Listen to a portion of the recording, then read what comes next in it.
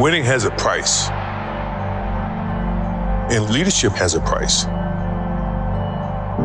So I pulled people along when they didn't want to be pulled. I challenge people when they don't want to be challenged.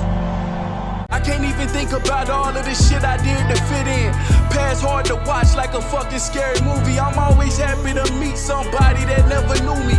Change for the better, hope niggas are living through me. I put it all on the wax so the people can know the true me. Hard to remain sane when the people you love the most is what's causing the damn pain. Y'all beef by the same thing, we ain't playing the same game. It's all for my fam name. She the girl of your fucking dreams, but to me she a plain Jane. You dipper and ball man, I duck when them calls came. This that higher level thinking. I'm the type to jump the fuck off for the shit before it's sinking. Not here for no new shit, my game slight to boost it. Ain't I don't have to prove shit. Rockstar fight the fool shit. My movie, this the new script. I want a life with no bullshit, nigga. I know on these news clips. That's why I dap him and move quick. Won't be around when they move switch. Won't be around when they lose clips. Won't be around for they lose lips. Might be the reason they pull shit. Yeah.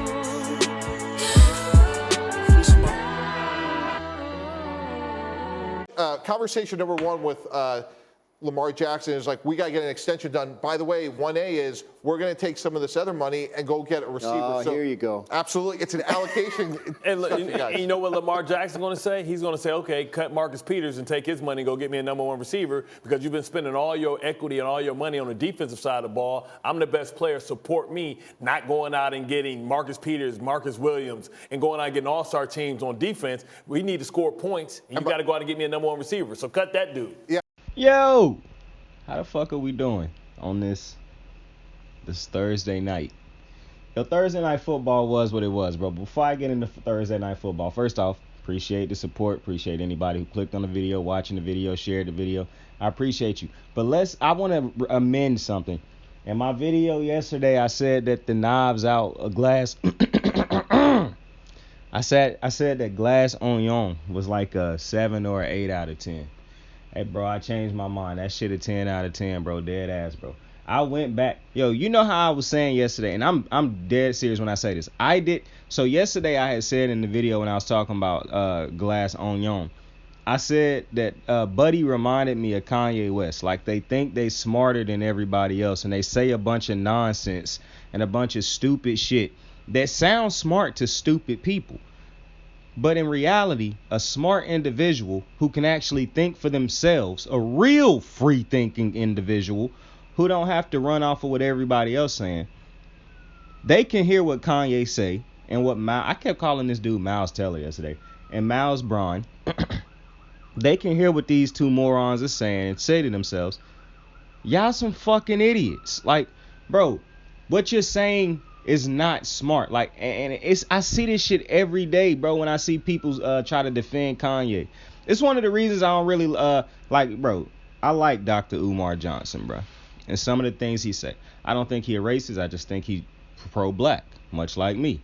However, this picking and choosing shit that you like to do, where you get mad at Deion Sanders for advancing his career, but you defend Kanye, who has absolutely no intentions of making black people better.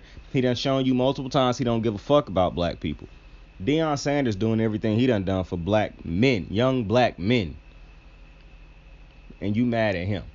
See, this is what I'm saying, bro. I love my people, but shit like that don't make sense to me. But this wasn't a Dr. Umar conversation. My point was, yesterday I said that Buddy reminded me of Kanye West with the dumb shit he say that he thinks sounds smart to everybody else in the room. And I realized I was watching some of the things you missed. Bro, it was a fucking picture, like a huge ass portrait of Kanye West dressing like Roman gear or some shit like that behind them when they was sitting at the table. My boy. All the details that I was missing, like I had already solved the mystery that it was Miles Braun before. And yo, to people who saying the movie was whack because they changed the movie by going back in the second half and doing some of the stuff they did, are you stupid? You could have solved that mystery before bro. When you go look at, this is why you gotta look at some of these channels like New Rock Stars, not Found Flicks, even though that's a great channel. This is not one of those channels. They do the scary movies. But the channels that break down, like, I think one of them is called, like, Flicks in the City. The channels that break down, what's that other channel, bro? I don't want to move on because I look at this channel all the time, and I can't think of the name of it right now. Heavy Spoilers is another one. But it is another one, and I cannot think. Ryan Airy, that's his name. I cannot think of the name of that channel right now. Heavy Spoilers. And what is this motherfucker? I feel like shit because I can't remember Buddy's channel's name at the moment. Either way, when you go back and look at the breakdown and all the things you missed, bro. For one, if you missed every single thing that's in some of these things you missed videos, that's hilarious to me.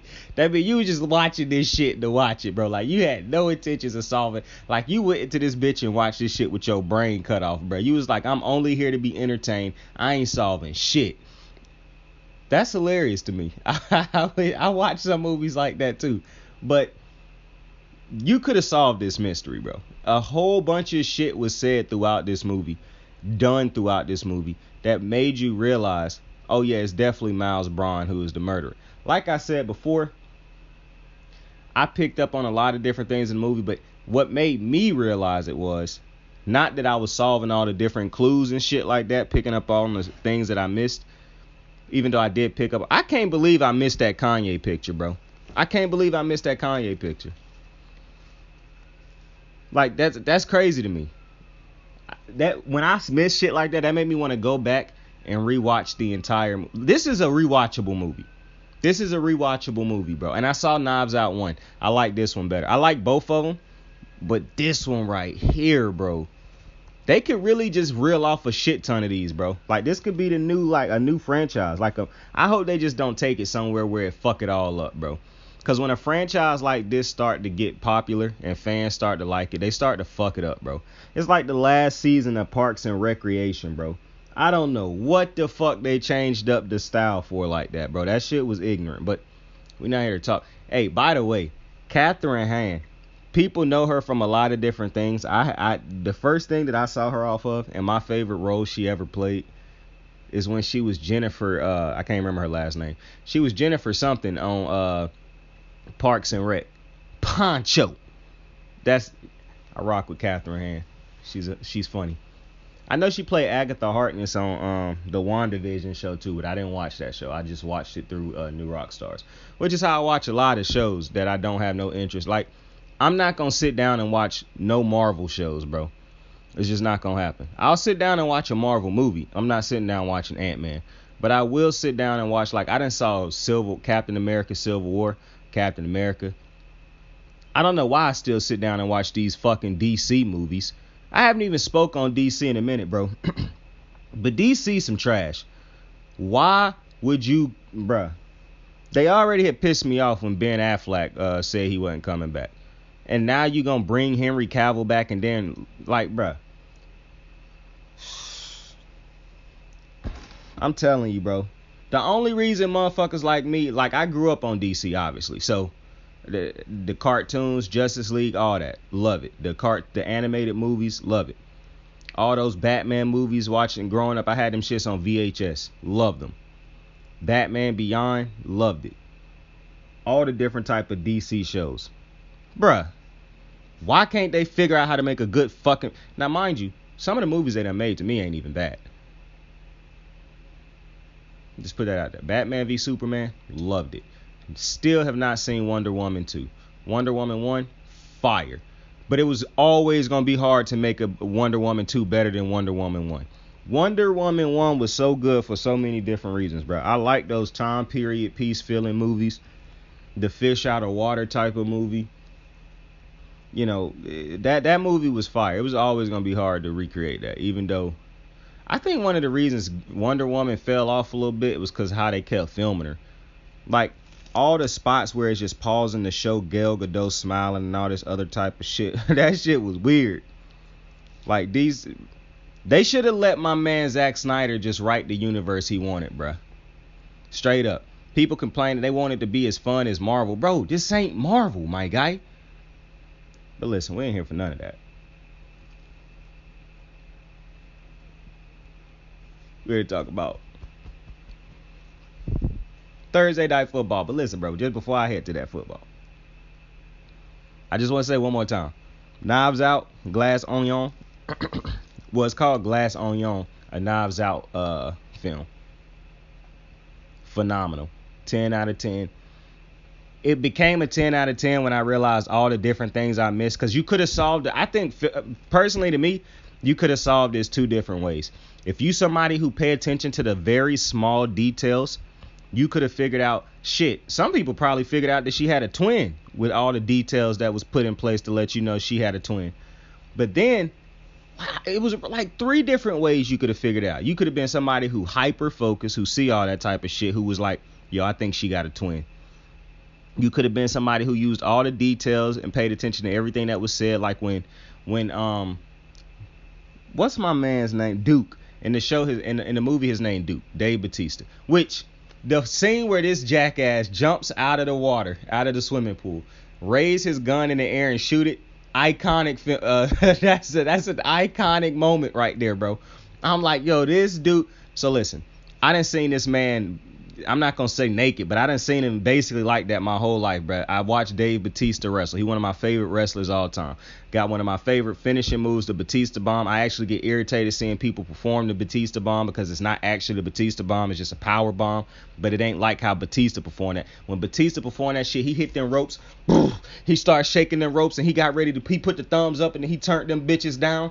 He kicked you in your private part and pulled you under for the bruh. In so many different wrestling games, my finishing move, one of them was always the Batista Bomb, bro. For like 6 years straight, it was the Batista Bomb and like a spear. Then it became like the Batista Bomb and a running knee. Then it became like the Batista Bomb and that spear that Bobby Lashley do. But I always had the Batista Bomb in my arsenal, bro. But his music, you know, motherfucker walked for miles inside this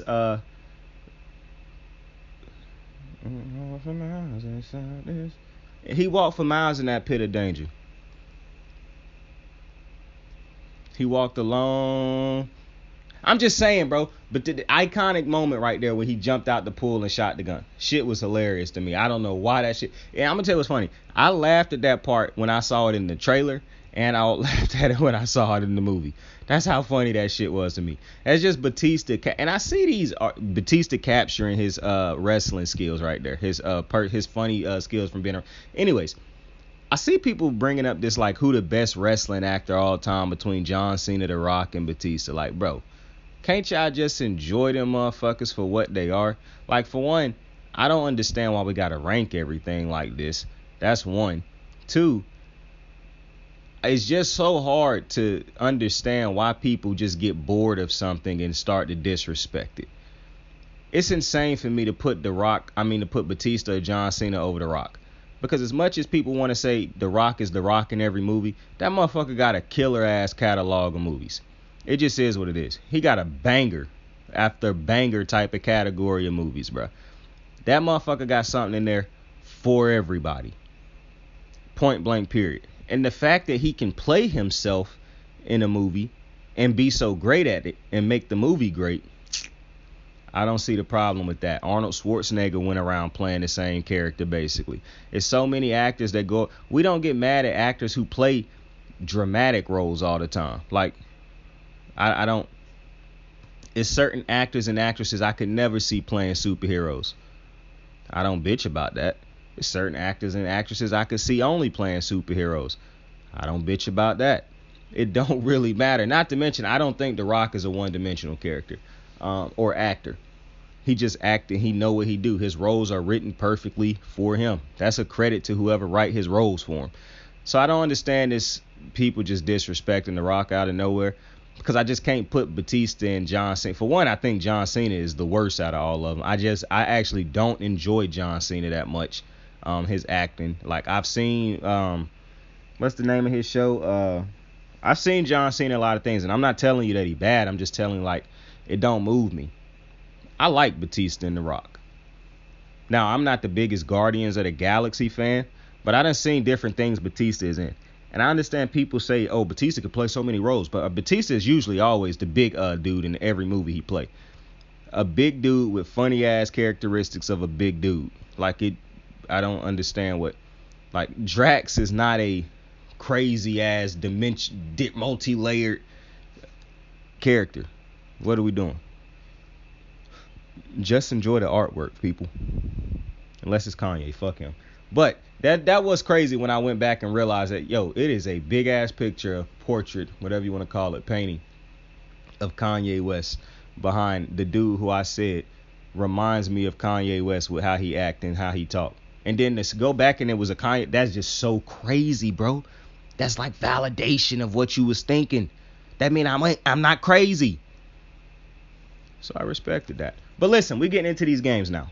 The Cowboys, they were in Tennessee, taking on the Titans. And the Cowboys win. They moved to 12-4 on the season. The Titans moved to 7-9 on the season. Absolutely wild that all the Titans need to do is win the game next week and they'll make the playoffs. Because that means regardless, they're going to finish under 500. It's absolutely insane. Like, I saw somebody tweet today, bro, it's still a world where the Panthers can finish under 500 and win the Super Bowl. It's not going to happen.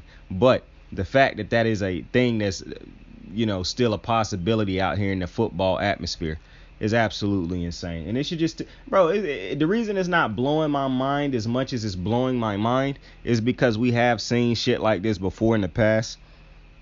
So as crazy as it is, it ain't actually that crazy. But let's talk about the Cowboys Titans game. Josh Dobbs got the start in this game. Not shocked. I told you last episode, because of what I've been seeing from Malik Willis, I didn't think he was ready to be an NFL starting quarterback. I thought it was really unfair to him to keep throwing him out there, to be honest with you. I thought the best thing they could have done was start Josh Dobbs, because at least Josh Dobbs done been in the NFL for the last, 6-7 years. Malik Willis clearly needed time to become, and this is what's so crazy about Lamar Jackson. He got thrown in there, and he just had to be ready. It was he just had to figure out ways to win. That's why I know Lamar Jackson is a winner. Because even when he was not technically ready to be a starting quarterback in the NFL, he figured that shit out on the go. And then came back his next year after and got a full season and won unanimous MVP. I bring shit like that. I bring that specific thing up all the time because that's crazy when you realize Malik Willis got thrown in and he haven't been able to figure it out. Look at so many other young quarterbacks who haven't been able to. Zach Wilson's. It's a lot of quarterbacks who haven't figured out how to do what Lamar Jackson has been able to do. Pat Mahomes and all these other quarterbacks. So specifically staying on Lamar though. So like I was saying, I don't think that I thought it was the best idea to not have Malik Willis starting this game. And I think I think the Titans looked as good as, they only put up 13 points. They lost 13-27. But listen, they had 2 interceptions. One of the interceptions really wasn't on them. Dak hit Buddy right in the hands. And this is what happens when you're not a hands receiver and you let the ball pop you in the chest. Because of how the ball can pop you in the chest and pop back off and ricochet off your chest, it could take the ball in a weird angle when you try to catch it with your hands. If you're a hands catching receiver, you don't have this issue because you're able to just catch the ball. When you are a receiver or a tight end who rely on your chest and your arms to make catches, eventually you're going to have drop problems. You're not going to be able to catch certain type of passes. That's why I prefer dudes who catch with their hands.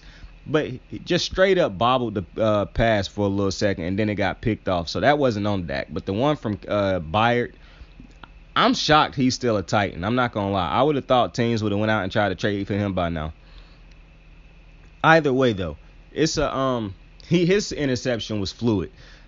I would say, okay, so let me just address the Dak interception problem real quick, bro.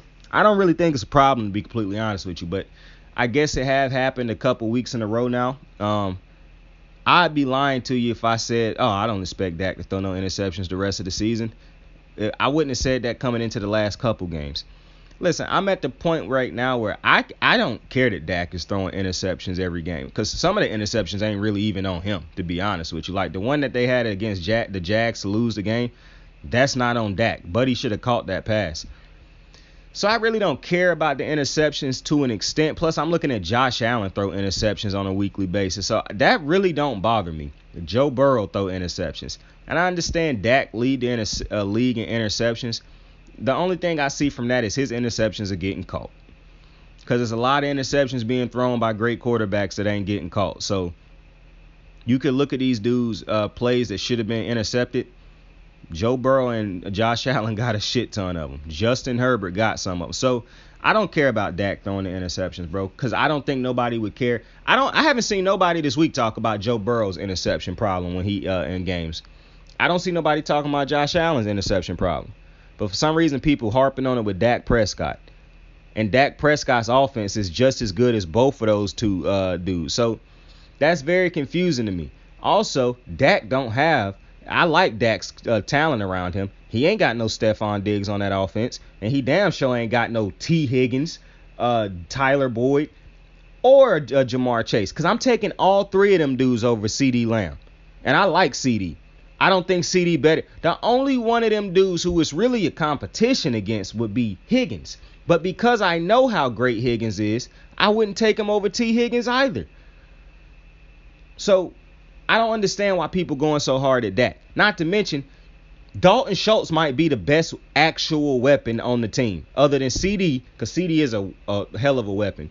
Dalton Schultz might actually be his most reliable, like his favorite weapon or target. Because I'm going to tell you something. And Dalton Schultz might actually be the best tight end out of all them quarterback the groups I just named. Because I like Dalton Knox. But I'm going to be honest with you. The more and more I watch Schultz this year, the more and more I like him. And I can't figure out if he really that great or if it's just him and Dak's chemistry. But in fairness to Schultz, I didn't think Jason Witten was better than a lot of the tight ends in the NFL. But I thought the connection he had with Tony Romo made him so far and away better than he actually was, in my opinion. And I ain't taking nothing away from Jason Witten.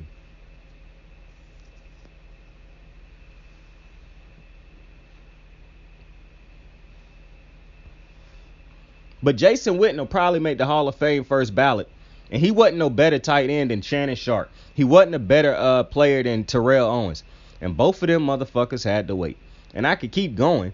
But what I'm saying is, as great as Jason Witten was, it helped that his connection with Tony Romo. Like, bro, T.O. complained because the motherfucker was throwing it to Jason Witten so much over actually throwing it to other players. That's kind of how it might be with Dalton Schultz. But I don't know. I know he's more athletic than Jason Witten. I know that. But if it's just his connection with Dak, shit, I appreciate it because I like Dalton Schultz. I'm not going to lie to you. I actually, and it's going to sound crazy, I think Dalton Schultz got to be like a top 5 tight end right now. Obviously, you got your main 3, Andrews, Kelsey. Obviously, you got your main 3, Kelsey, Andrews, Kittle. But them last 2 spots, bro, them shit's up in the air because I'm not going to just throw Darren Waller in there. He ain't been consistent the last 2 seasons. I mean, he's straight, but he ain't really game-changing. Like, I'm looking at what Dalton Schultz is for the Dallas offense, bro, and I'm just not finna ignore what he do for that offense.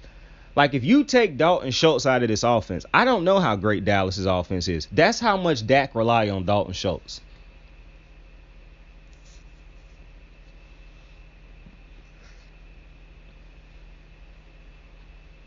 Plus, I think Dalton Schultz done played good enough now to the point where I can give him some respect and I can be like, bro, it might not just be his relationship with Dak. The motherfucker's a good player. And so I might be tripping, but I really like Dalton Knox. But back to Dak's interception thing.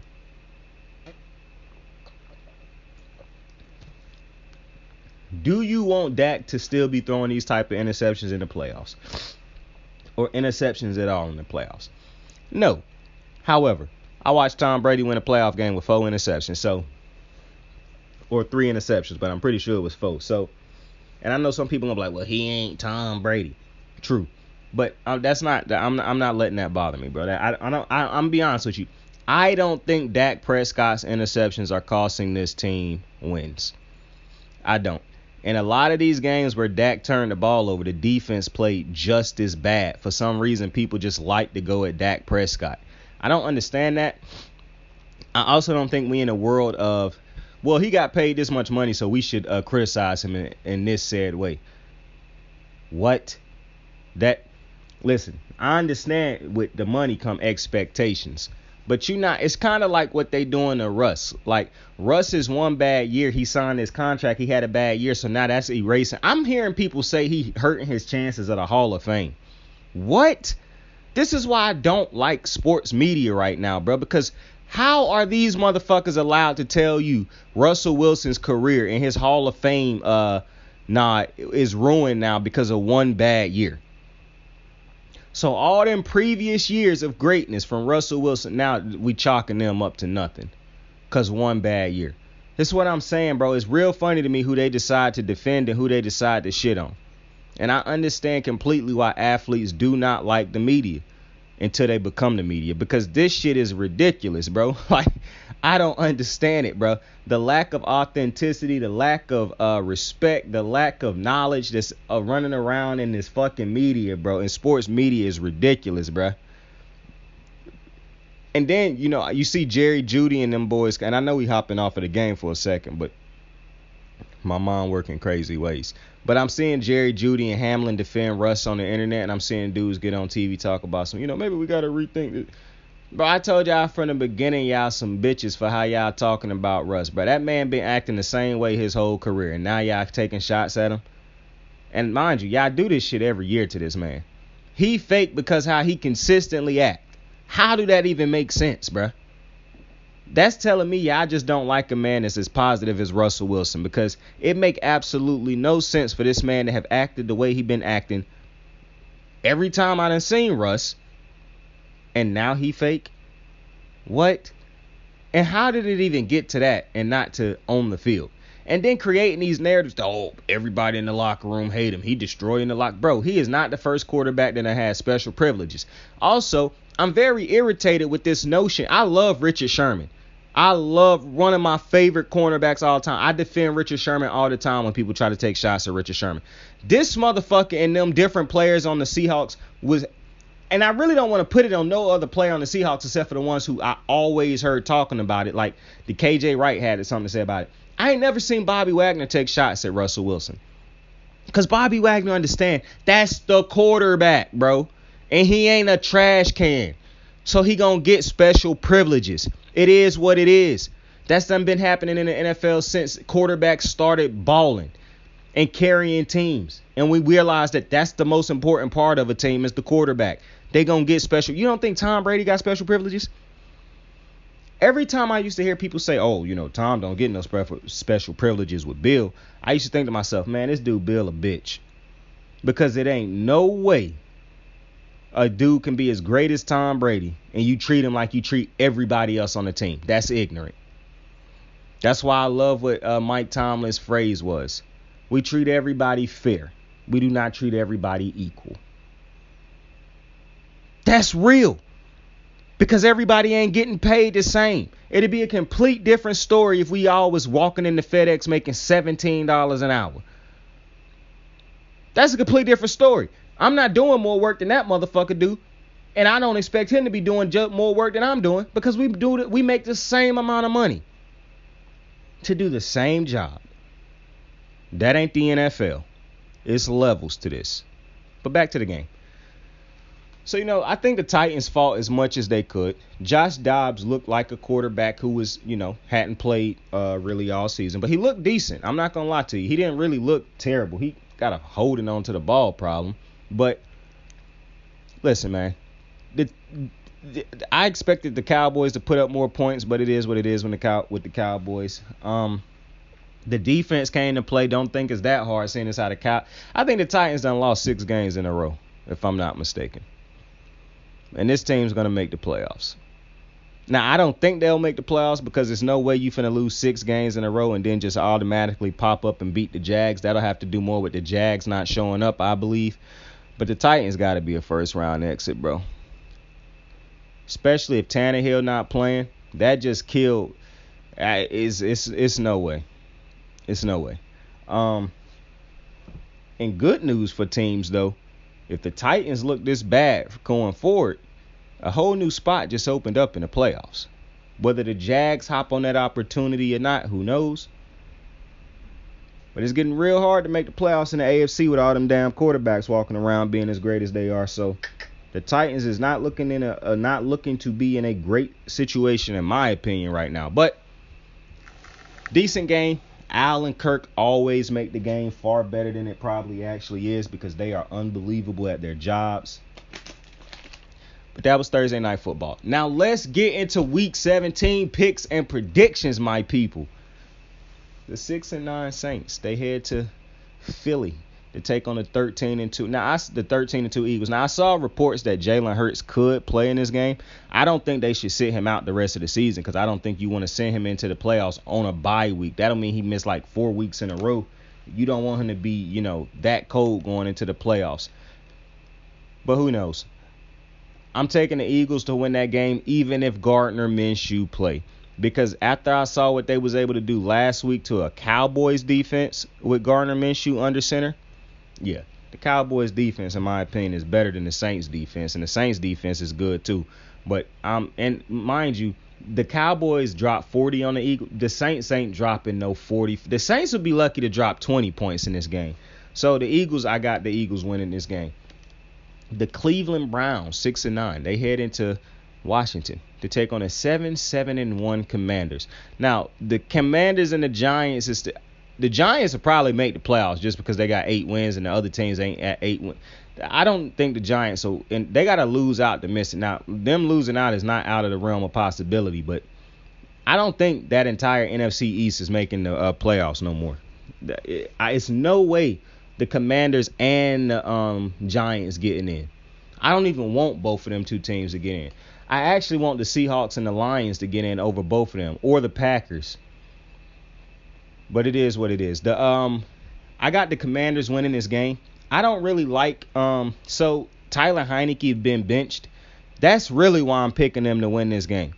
If Tyler Heineke was playing, I would have picked the Browns. And I don't like the Browns offense. Deshaun Watson still looked like he just got back from missing 2 years of football, basically. So I'm not necessarily it would have been tough to pick the Browns, but shit, I done picked them since Deshaun came back anyways. What I don't understand still is how the Ravens blew that game against the Browns when you look at how just putrid the offense for the Browns has been since Deshaun got. What I really don't understand is how I understand you want Deshaun to get caught back up and get back into playing like himself. I don't know why you sacrificed Nick Chubb in the run game to do so. You still could have had a great run game and still caught Deshaun Watson up to. I don't understand that, but whatever. The Commanders I have winning this game. I'm not confident, but listen, the reality is Tyler Heineke was just not that great. I'm seeing people say, bro, he didn't even have a bad game last week. He didn't have a good one either. So, it's funny to me when people defend certain quarterbacks. I'm seeing people defend Derek Carr. Like this motherfucker ain't had damn near 10 years with the Oakland. They was Oakland at one point in time. Like he had enough time for the Raiders to prove that he was their franchise quarterback. People been talking about them wanting to get rid of him since Gruden was there. Derek Carr ain't had no season to make you say, oh yeah, he gotta be the quarterback of the future. You ain't winning no Super Bowl with Derek Carr. And people keep saying shit like you could build around him. Bro, they haven't built it. When they have a great team around Derek Carr, he don't show up. When they don't have a great team around Derek Carr, it's iffy. So I don't understand why would the Raiders continue to put their eggs in the Derek Carr bag. I love Derek Carr. I think that's a cool dude, and I ain't never even met the motherfucker. Why would I ignore what my eyes are seeing from him on the field?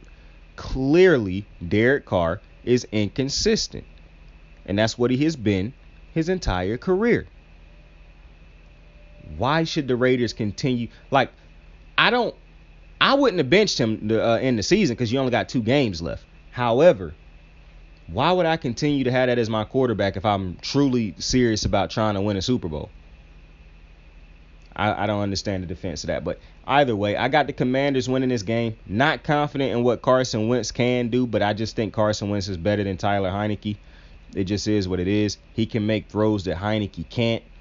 Plus, I don't know how people don't get bored watching the dink and dunk that they do with Tyler Heineke for the majority of the games that they play with him. So, I got the Commanders winning this one. The 6-9 Panthers head. Now, this is an important game. The 6-9 Panthers head to Tampa Bay to take on the 7-8 Bucks. And if the Panthers win this game, I think they will make the playoffs because they would have beaten the Bucks twice. So they have won the season series against the Bucks. They moved to 7-9.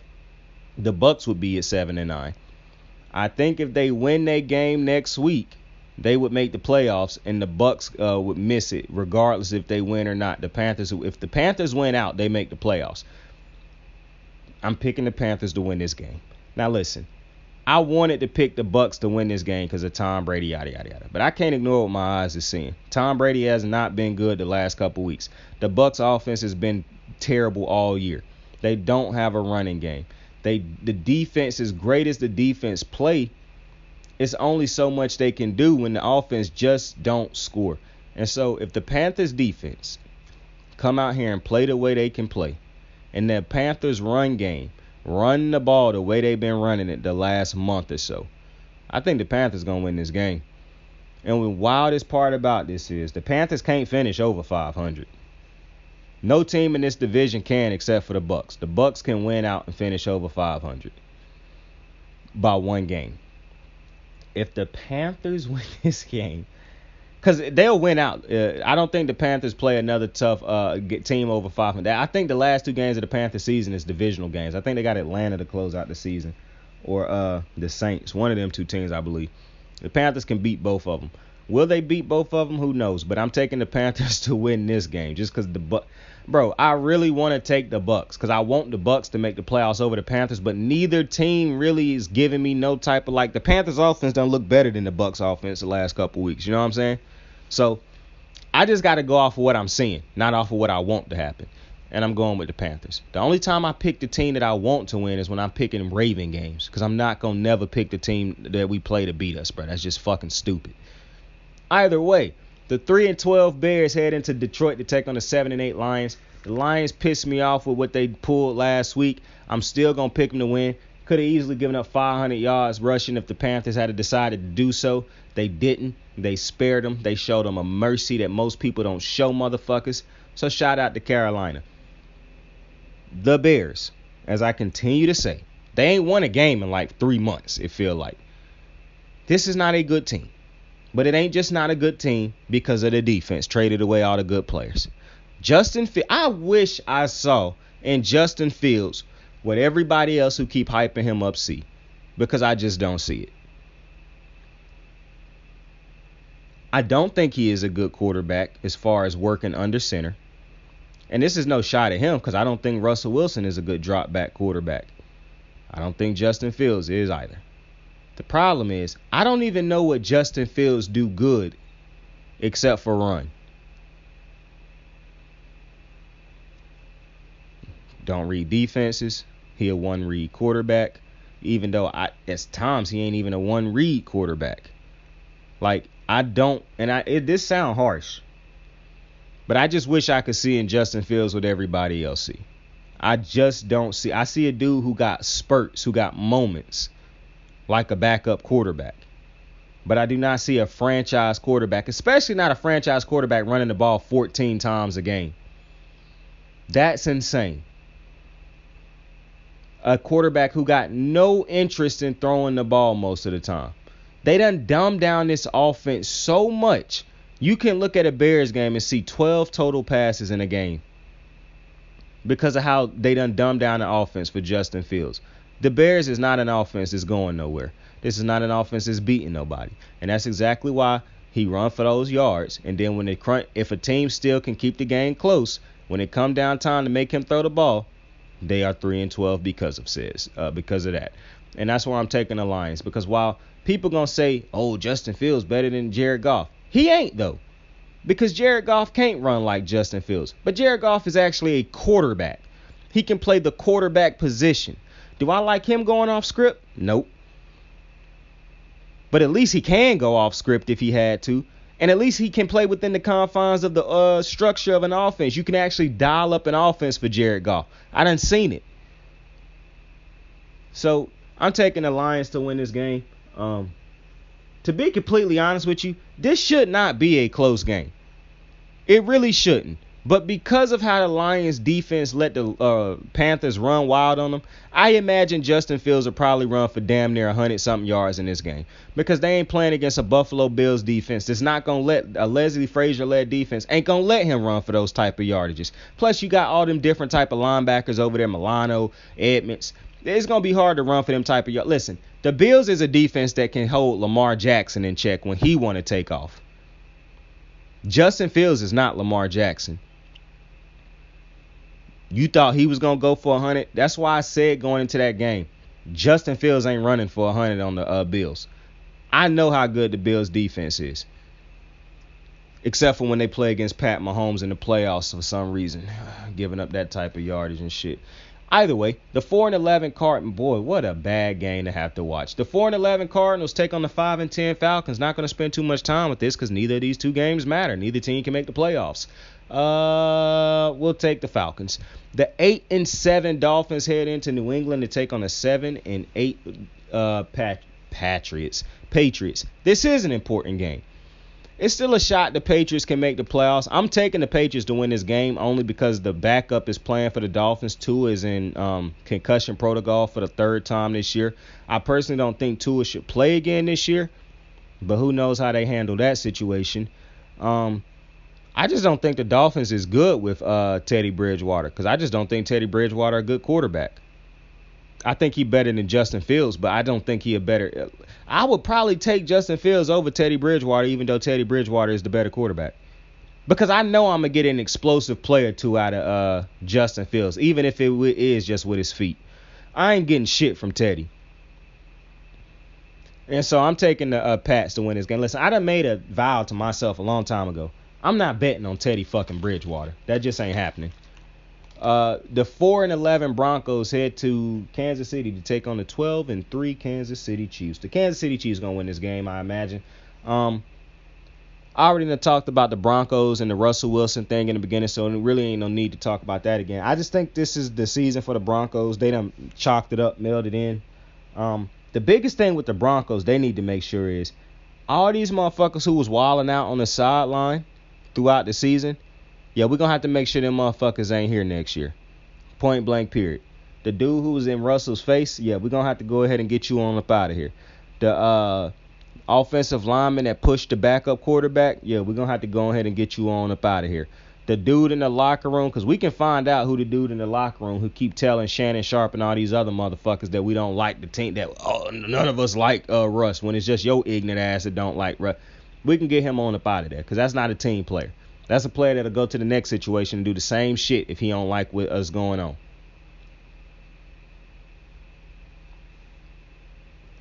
And it's a certain type of teammate that would rather get pissed off and bitch about what's going on than try to fix what's going on. That'd rather bitch and tell the media all the things they don't like rather than keeping it in house and fixing the said things that they don't like. Helping contribute to fixing the things that they don't like. It's crazy out here, man. Keep your blinders on. The 7-8 Jacksonville Jaguars head to Houston to take on the 2-12-1 Houston Texans. The Jaguars winning this game.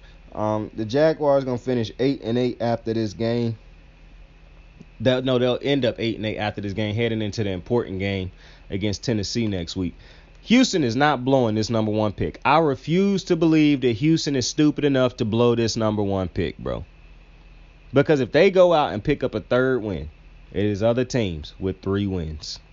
And you cannot trust that the Bears are not going to draft a quarterback. Because if they see what I see, they drafting a quarterback over Justin Fields. Hell, they might be in position to still draft a quarterback. It ain't no fucking... I'm not going back to that. Either way, you got the Bears with 3 wins. You do not want to blow this first pick in the draft. So I'm taking Jacksonville to win this game. Plus, Jacksonville playing better. I think they on a little stride right now. They know they can make the playoffs. They feeling good about themselves. I'm pretty sure Doug Peterson telling them like, yo, this is our moment. We can make the playoffs. Like, lock in. So I'm taking Jacksonville to win this. The 4-10-1 Colts take on the 8-6-1 Giants. What a game.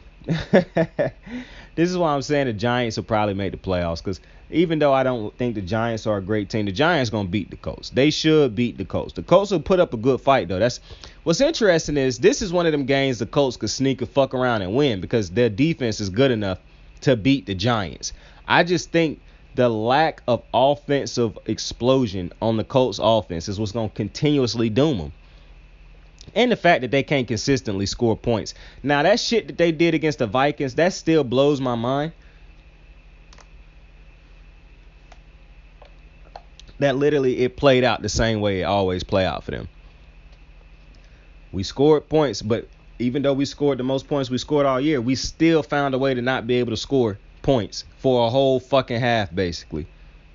It's unbelievable, bro. Like, the Colts are unreal. But I'm taking the Giants to win this game.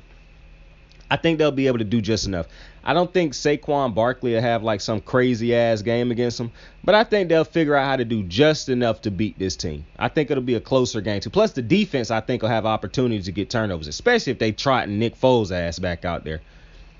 The 11-4 San Francisco 49ers head to Vegas to take on the 6-9 Vegas Raiders. Listen, Jarrett Stidham is starting this game. I don't know why Jarrett Stidham is starting this game. Like, Derek Carr has also done left the team after being benched. That's crazy that you can do shit like that because of your play. But either way, why would I take Jarrett Stidham to beat the 49ers? That just don't make sense. So if the 49ers lose this fucking game, I'm going to be mad. But I'm taking the 49ers to win this game. There's no shot in hell I'm taking Jarrett Stidham against this 49er defense. There's no shot.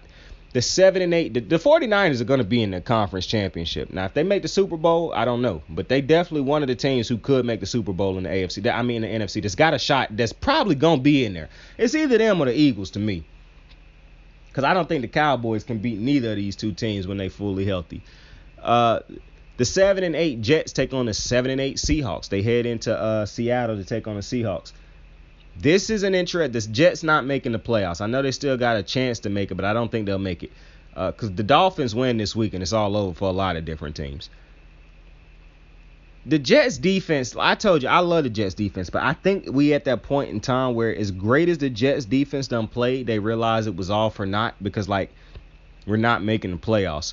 And that's why I kind of feel like the Seahawks are the way Geno done played the last really month and a half, 2 months, it don't really inspire me. He's starting to look kind of like old Geno a little bit, who playing with a lot of great players. But they in Seattle. It's hard to pick the Seahawks to win this game because I saw what they did against good defenses multiple times. And it don't inspire me. And the Jets are I'm taking the Jets. I wanted to take the Seahawks, but I'm going to take the Jets because I just don't think the Seahawks. I don't think Geno going to have a great game against this Jets defense. I'm trying to force myself to believe he will, but I don't think he will. So I'm taking the Jets to win that game. The 12-3 Vikings head into, boy. This is a good one also. The 12-3 Vikings head into Green Bay to take on the 7-8 Green Bay Packers. I'm taking the Packers. The Vikings have shown me the last couple weeks that they will let any team. Hey, people keep talking about, they stay in games and yada yada. Yeah, and they let the other team stay in the game too. And so if the Packers can win this game easier than this could be an easier win for the Packers than it's going to be. I already know the Packers gonna make this a way harder game than it's got to be. But the Packers could legitimately dominate this Vikings defense if they let Aaron Jones, if he healthy, and A.J. Dillon run the ball. I don't care if they get stuffed on a run here or there. Block better. You could legitimately beat this Vikings team by just dominating the run game and keeping the ball away from Kirk in that offense. And it's not that I'm scared or nobody should be scared of Kirk in that offense, but they somehow find ways to make plays when they need to make plays. That's the ability you have when you got that type of talent all around Kirk Cousins. Justin Jefferson, Thielen, the tight end Hockenson, the running back Cook. It's just a lot of talent over there on that offense. So the Packers have the ability to play keep away. They also have a defense that I believe is going to pick Kirk Cousins off at least 2 times in this game. And Jair Alexander will get burnt at least once in this game because he gonna cheat on a route and get beat. It's just what he do. But he'll probably be one of the interceptions in the game. So you just take the good with the bad with Jair. Jair Alexander played just like Trayvon did. When Trayvon, like last week, I defend Trayvon all the time, but last week he had one of them moments where he bit on a route, trying to cheat a route, thinking he was going to get a pick, and he got beat by a double move. Yeah, Jair do the same shit at times. But when them motherfuckers is locked in, it's nothing like him. So I'm taking the Packers just because, for one, I also like the Packers defense more than I like the Vikings defense. I don't give a fuck about how the stats and all that type. I know what my eyes tell me. If the Packers defense come out there to play, they are the better defense, even without Zadarius Smith. So I got the Packers winning this game, and they have to win this game, or they ain't making the playoffs. The 5-10 Rams take on the 9-6 Chargers. This is a game with absolutely no meaning also, so I'm not going to spend a shit ton of time on this one either because the Chargers have already locked up a playoff spot. I don't care about that seat and shit, and the Rams are not making the playoffs. So you got the LA game. The Rams own the stadium, but for this week, they painting it in Charger blue. I'm taking the Chargers to win it. They 9-6. It'll be a close game. For some reason, the Chargers just... I told you, the Chargers would not have made the playoffs if the last 3 or 4 games of their schedule wasn't against cupcake teams that they should absolutely have beaten. If it was against like teams that was... The Titans lose probably every game down this stretch and miss the playoffs if they playing against good teams. But because they had the luxury of playing against teams that was faltering, teams that just ain't good, they was able to make the playoffs. But regardless, they made the playoffs. And they'll win this game also. The 7-8 Pittsburgh Steelers on Sunday Night Football heading to Baltimore to take on the 10-5 Baltimore Ravens.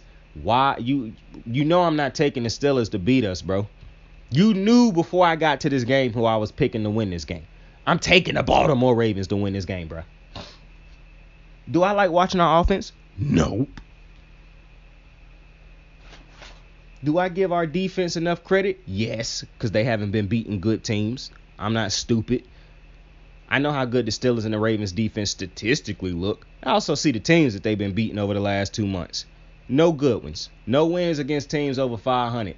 You can get the Ravens a win and you could use the Bengals, but when we beat them, they were not over 500. They were 3-5, I believe at the time. They was not 3-5. It did not take us that many games to play them, I believe. But they wasn't over 500. I think it was actually 3-4. They became 3-5 after we played them. And then they start running off on the clip.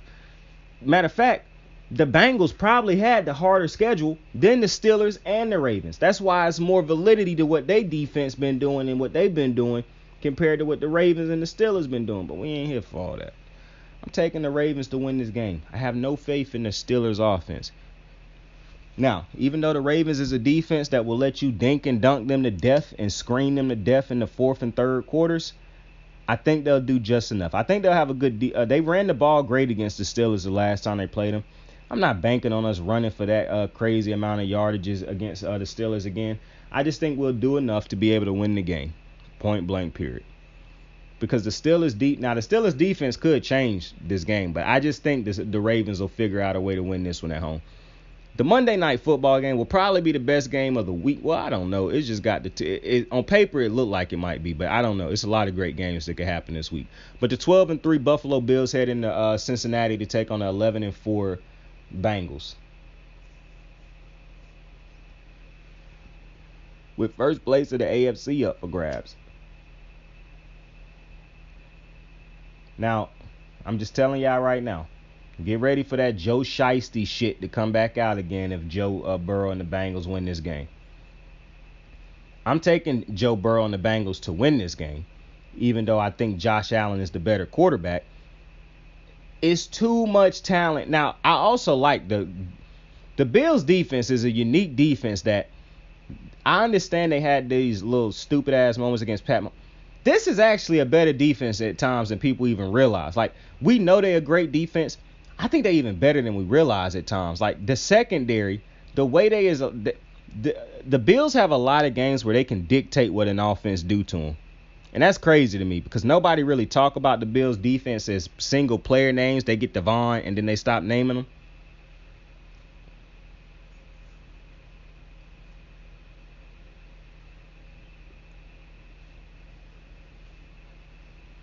But it's a lot of studs on this defense. You know I talk about Matt Milano all the time. But Tre'Davious White done got healthy. Edmonds, big man up front, Oliver. It's a lot of talent on this defense. Now, I know Mitch Morse might not be playing in this game, but I still think the Bills will be able to provide the pressure needed on matter of fact, fuck that. I'm taking the Bills, bro. I'm riding with my boy Josh. I'm taking the Bills to win this game. Fuck the Bengals. Now, I do want to say Joe Burrow is not overrated. I said that last time I was on the video. He not overrated. He just slightly overrated. But I'm not hopping off of that.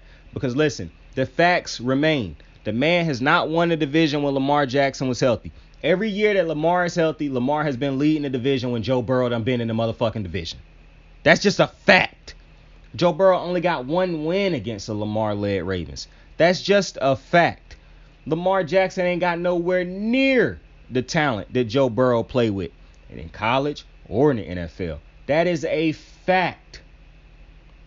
So while everybody keep trying to act like Joe Burrow the chosen one and all this other goofy shit, I just see it for what it is, bro. So he's just a slightly overrated player. And I'm rocking with the Bills. I love the Bengals, though. I really do like everything the Bengals do. That's a lot of talent on that team, and that's a hard team to beat. However, I'm starting to say the Bengals are an interesting team because I told you last year they do this shit where sometimes they play great football. Then they have these times where they just act like they don't know what the fuck to do on offense. They do a lot of dinking and dunking, and they pray that Jamar Chase take a 8-yard throw 70 yards and shit, or Tyler Boyd make an insane catch, or T. Higgins get left against a linebacker because he the third receiver on a team where he actually would be a number one receiver on any other team. Like, that's just the type of matchups they put you in when you play against the Bengals. However, the Bills gotta be, I'm not telling you the Bills the best defense in football. What I am telling you is they might be the most disciplined defense in football. It's very rare this defense pick up a lot of flags. It's very rare this defense don't make plays when they supposed to make plays. They rally to the football. They great at tackling. Like, the Bills defense, to me, when I look at every team in football and I think about the one team that I actually don't like playing, it's the Bills. Because the Bills have consistently been there to play against Baltimore. They consistently show up to play against Baltimore. It's always good games, and they 2-1 against us now under Lamar and Josh Allen, even though it should be 2-1 the other way around. To be honest with you, Lamar could have beat Josh Allen all 3 times we played him. None of the losses was on him, but we ain't here for that. Either way, I really like the Bills defense. That's like one of the few defenses in football I trust, even after they pulled that bullshit in the playoffs against Pat Mahomes. This is one of the few defenses I trust. And Leslie Frazier is a phenomenal game planner. Like, this motherfucker know how to game plan for any quarterback he play. And I just find that absolutely fascinating about Leslie. Like, I don't know how he haven't gotten another opportunity to be a head coach. But Buffalo, much like Kansas City, benefit from keeping Eric Bieniemy because nobody hiring him. Buffalo is benefiting from nobody hiring Leslie Frazier because you got a team that's done been together, a group of dudes who done played together for a while now. So and I didn't mention Jordan Poyer. And mind you, this is still a defense that don't even have a free safety in Micah Hyde, who is a top safety in the game. Jordan Poyer get better every year, it feel like. This is a unbelievable defense with dudes who've been playing together for a long time, so they know each other like the back of their hand. To me, the Bills defense is the perfect type of defense to match up against the Chiefs. Because they going to have, not the Chiefs, against the Bengals.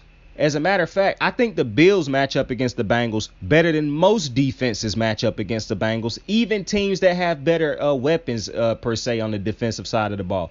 It's just because the Bills done played together so long. They got a defensive coordinator who don't get caught up in crazy mode. Like, nothing affects him. A big play happened, he not changing up his whole defense because of that. Something slipped through the crack, he not changing up his whole defense because of that. He is hella consistent. The different type of things he put within a game plan against certain, like, I still to this day think the best defensive mind against Lamar Jackson is Leslie Frazier. If you asked me, who would you get as a defensive coordinator to match up against Lamar Jackson if you had to play him? Leslie Frazier, every time. because Leslie Frazier has had the best game plans against Lamar Jackson-led teams. Now, granted, I don't know how great his game plan would be if Lamar Jackson didn't have the talent, if Lamar Jackson had the requisite talent around him. I think that's a different story. But from what Lamar has had at his disposal, he is the best. Now, granted, I don't really want to give him a shit ton of credit because it ain't that hard to just stop Mark Andrews and then all your focus is on Lamar Jackson because you got great tacklers and you know that the Ravens don't have game-breaking talent outside the numbers. Stop the run game.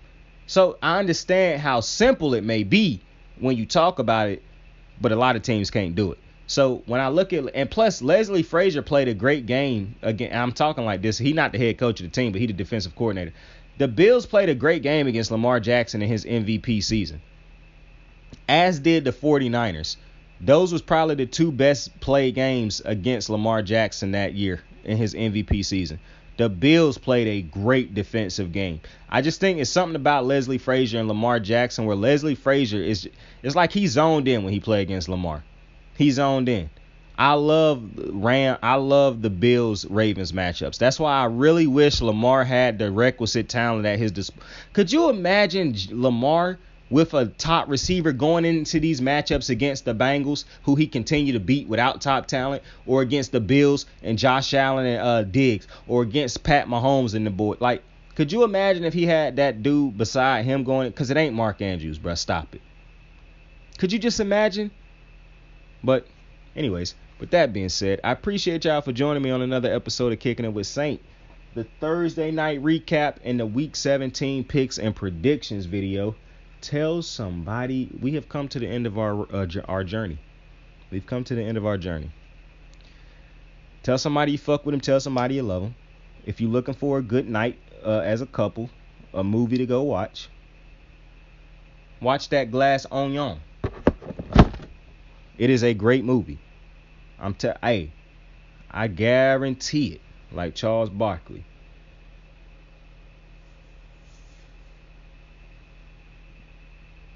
Listen,